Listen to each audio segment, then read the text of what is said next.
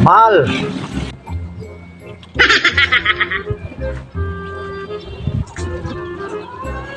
Ano na naman to? Bumili ka na naman ng bag.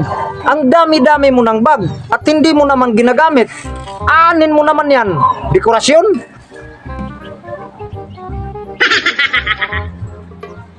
Kung hindi bag, sandal. Ang dami-dami mo ng sandal dyan. Hindi mo naman yan sinusuot lahat. Bakit? Ilan ba ang paa mo? 20? Puro ka online, Lazada dito, Shopee doon. Halos araw-araw may rider na nagde-deliver dito. Ano ba naman yan?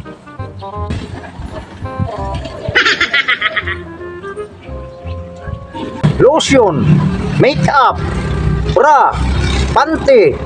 Ano ba yung panty mo? Disposable? Na halos araw-araw na lang bumibili ka ng panty?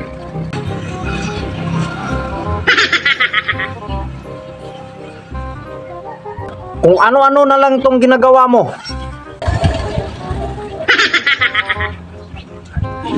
Ito pa, basta para sa katawan binibili mo. Mga lotion, sabon.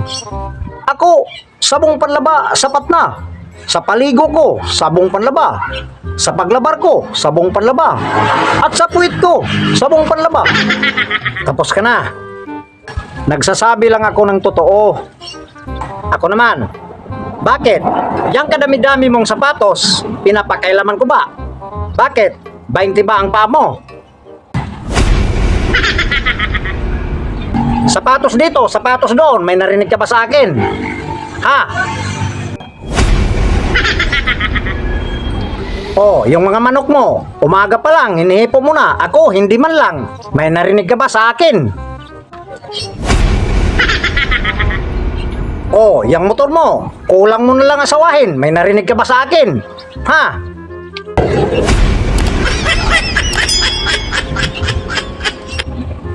Oh, yung mukha mo, iniisip ko kung bakit ako nagkagusto sa'yo. May narinig ka ba sa akin? Ha? Bakit umabot tayo sa mukha ko? Oh, yung itlog mo, na sobrang alat. Nagreklamo ba ako sa'yo? Ha?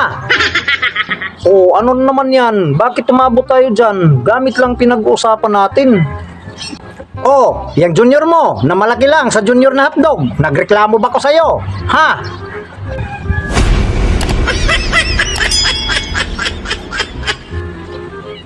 Kung ganyan lang din naman, maghiwalay na tayo.